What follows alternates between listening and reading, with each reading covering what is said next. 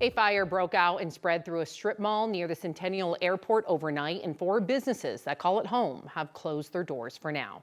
Thanks for joining us. I'm Sam Shocker. Fire crews got the call just after 1 this morning. 9 News reporter Janelle Finch is live at the strip mall right now with more on the damages. Janelle, what are you hearing? Sam, right now we're looking at the back of the building because when we first got here, dozens of people were sitting out in front of the building, sitting on the curb, talking to contractors, restoration companies, and we were asked to give them space to have those necessary conversations because, as you said, 4 businesses were affected by this fire, including 2 restaurants, a bakery, and a dog groomer's. South Metro Fire says this call came in just after 1 this morning. Within 2 hours of being on scene, crews say they were able to control flames. The fire was out, but the damage had already been done to 4 businesses. Bawarchi Indian Cuisine and Baker's Inn are uninhabitable at this hour. The city inspector reported fire, smoke, and water damage are making those businesses unsafe. Happy Paws Grooming and Vivi Vietnamese Noodle Soup and Grill are habitable, but need smoke mitigation. South Metro Fire says it's unlikely that they will have a cause determined today or even this week. They say that it's possible that information won't be available until next week. Live in Centennial, Janelle Finch, 9 News. And Janelle, I know that you're going to continue to stay on top of this, and thank you. We appreciate you. Now to the wildfires on the western slope that the weather has only made worse. This morning, Governor Jared Polis signed an executive order declaring a disaster emergency for all of the fires that are burning right now. That order will allow the state to further support aggressive attacks on the fires.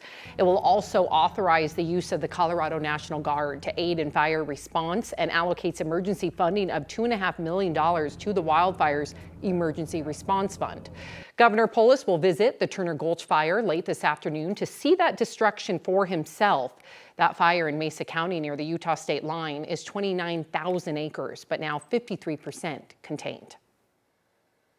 And last night, the governor declared the area around the Crosho fire in Rio Blanco County under a disaster emergency.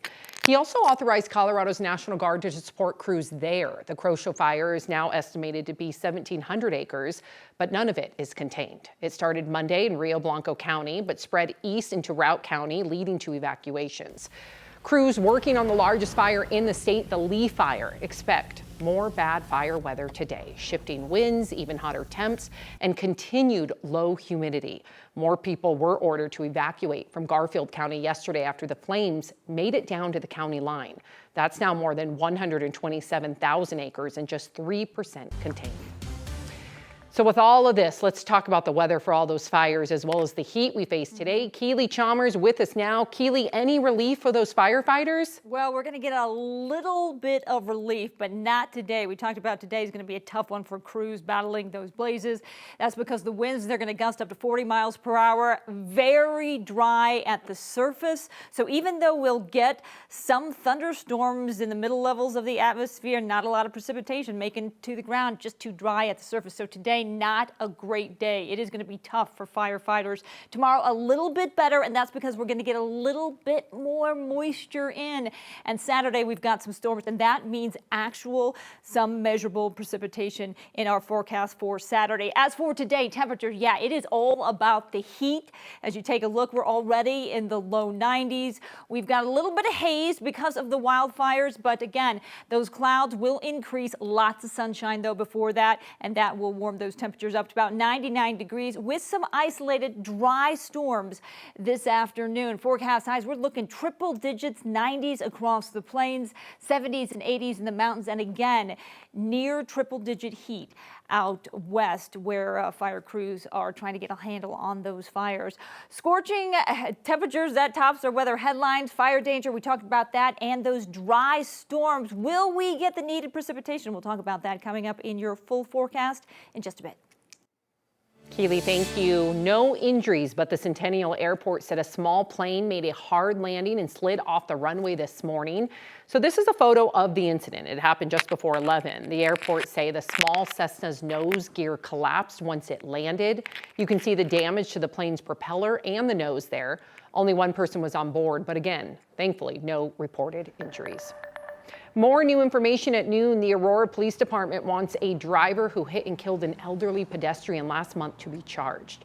They issued 28-year-old Yosmar Chavez Rodriguez a summons for careless driving resulting in death. On July 29th, they say the 72-year-old woman was pushing a walker across Jewel at Havana on a red light, but her walker hit a hole and she fell. However, police say Rodriguez turned right and hit her. He did stay on the scene, though. Denver police say they've arrested another suspect related to a shooting near Coors Field late last month. 4 people were hurt at 20th and Market July 27th. This suspect is a minor, and Denver police believe he was the shooter. A 21-year-old man had already been arrested for his alleged part. The investigation into a small sheriff's office in southern Colorado has now reached the state attorney general's office. The state's investigation comes after the district attorney who covers Castillo County told us she has had to drop 15 to 20 cases because she cannot trust the sheriff's office handling of evidence. She said they have lost evidence, provided incomplete body camera footage, and turned in late incident reports. We've had to tell victims that, I'm sorry, we cannot prosecute your case because we're not getting the information we need from the sheriff's office. At a county commissioners meeting last month, the undersheriff said the sheriff's office just can't pay to get good people.